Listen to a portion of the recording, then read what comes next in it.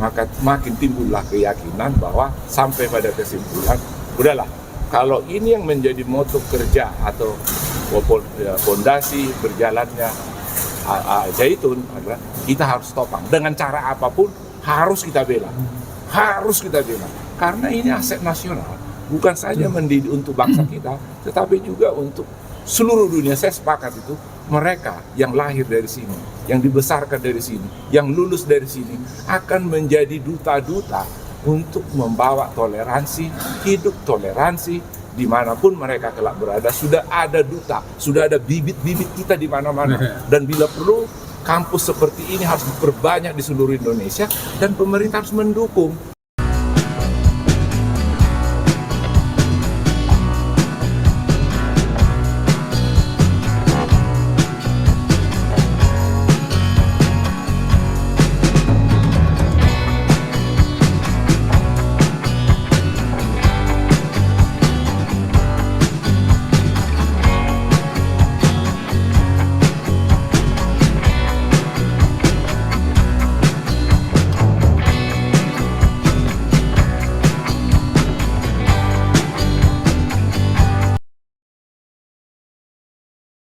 Saya melihat ini sesuatu hal yang menarik.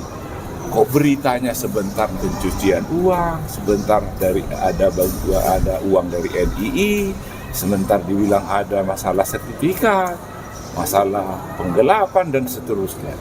Kok jadi beraneka ragam? Lalu muncul lagi masalah di sini, ada katanya ada semacam dagang seks dosa yang bisa dibayar ada uang. Satu Pak. Tapi kalau udah menyangkut namanya akidah, saya nggak berani mengomentari mana di antara akidah ini yang berjalan, biarlah para ahli-ahli agama yang menilai itu.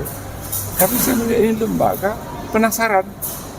Lalu kebetulan salah satu rekan kerja saya, dia di bidang properti, anaknya dia ada di sini sekolah, putrinya minta tolong ke saya, Pak, bantulah itu Al-Zaitun, itu diserang habis-habisan dari segala penjuru. Nggak benar begitu Pak beritanya. Terus yang benar bagaimana? Lah saya ini kan orang tuanya anak, mana mungkin lah saya naruh anak saya di tempat yang membahayakan, apalagi kalau dibilang di situ teroris lah apa segala macam, NII lah gitu. Nah kita ini justru masuk di Zaitun itu, di Al-Zaitun, karena di sana itu ada pengajaran yang sifatnya bagaimana kita hidup dengan toleransi, bagaimana hidup dalam kedamaian tanpa lepas dari akidahnya masing-masing. Nah itulah, saya pikir saya coba nanti pikirkan kapan saya bisa ke sana. Baru saya ngomong seperti itu, rupanya di sini ada acara 1 Muharram hari ini. Jadi setelah konfirmasi kesediaan saya, seharusnya kemarin itu nggak kuat saya datang ke sini karena agak flu berat. Tapi ya akhirnya Tuhan izinkan saya datang, saya pagi-pagi pergi lari-lari ke dokter, suntik vitamin C, akhirnya bisa segar lagi nih. Jadi kemarin sudah pikir udah mau saya batalin datang ke sini, tapi ternyata Tuhan izinkan saya datang di sini, yang memberikan pendapat bagaimana pandangan orang hukum atau pandangan advokat terhadap isu yang berkembang sekitar Al-Zaitun ya, Ponpes Al-Zaitun. Setelah saya datang tiba di sini, yang menjadi concern saya adalah tidak seperti yang digambarkan oleh media sosial itu. Berjauh sekali api dari panggang. Di sini masyarakatnya, mahasiswanya, wali santrinya, para sivitas akademika yang menyambut kita datang tadi malam begitu ramahnya. Tidak ada kesan seram di sini. Bahkan secara spiritual atau supranatural, saya bisa tidur nyenyak tanpa ada melintasi di sini yang membuat bulu kuduk saya naik. Nyaman saya tidur. Biasanya kalau saya tidur mesti dibantu, kalau udah ranjang baru saya nggak bisa tidur biasanya orangnya. Saya sudah bawa obat tidur supaya saya bisa tidur. Belum saya makan obat tidur, saya sudah kelelap tidur. Artinya tempat ini ya berkelas dari segi kenyamanannya. Dan terus saya banyak wawancara orang-orang siapa saja yang ketemu, entah itu wali murid, entah siapa, entah itu pegawai, entah itu satpam, dan saya coba mendekati mereka, berdiskusi seperti apa. Dan terutama adalah yang paling bisa saya percaya, key informan adalah orang tua atau wali murid. Karena mereka lah yang menjadi end user di dalam berdirinya yayasan ini.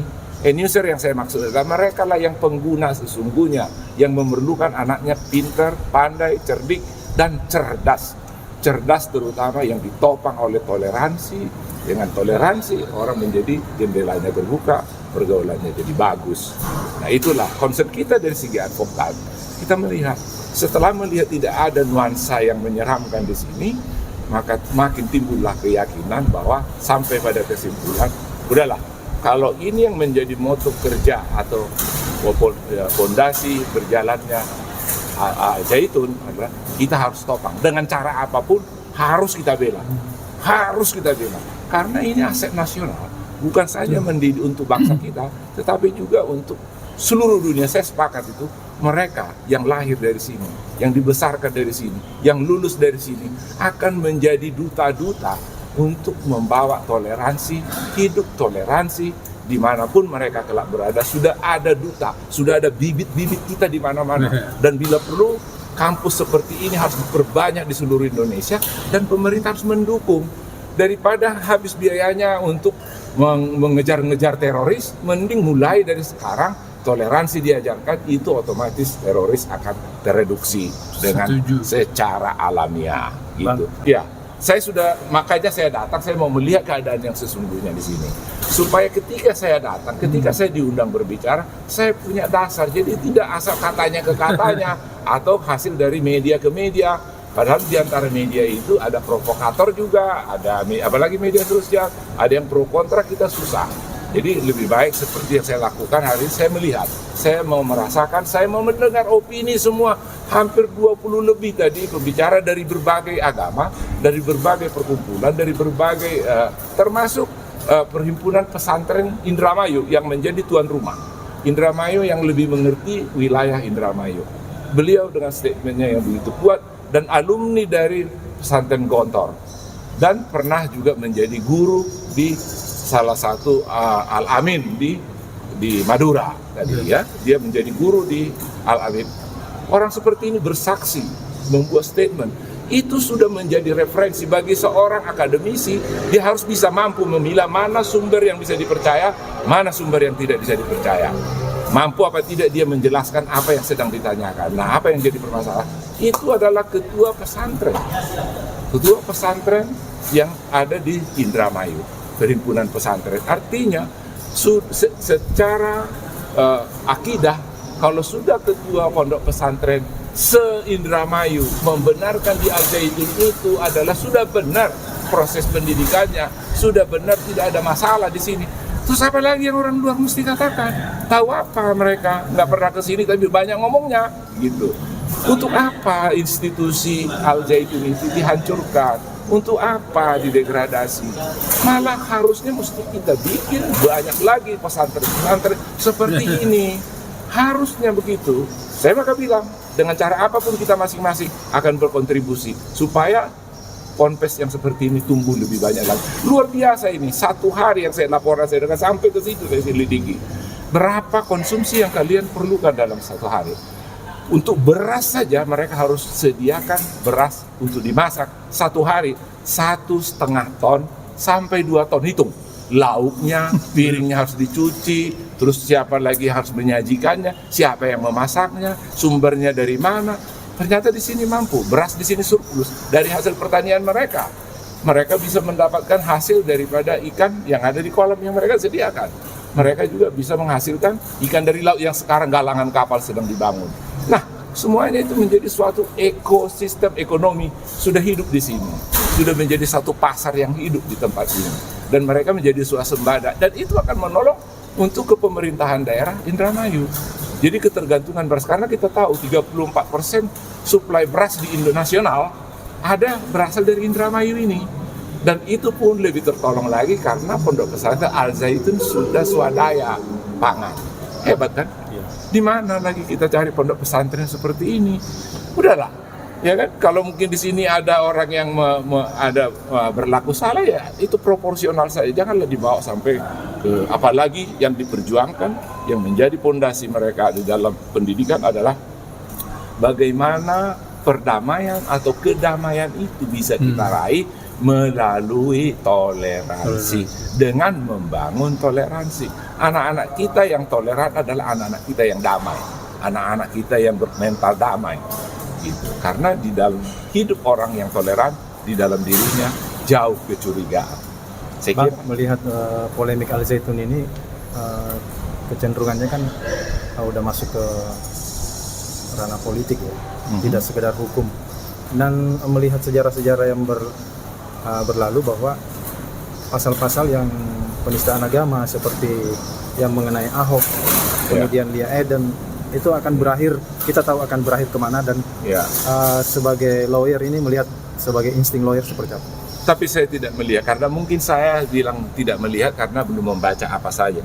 Tapi kalau melihat banyak ini dikeluarkan, sepertinya tidak ada satupun yang memadai. Sepertinya saya seperti katakan tadi, nggak usahlah dicari-cari kesalahan. Kalau nyari-nyari kesalahan, tidak ada satupun kita di umat manusia yang tidak salah.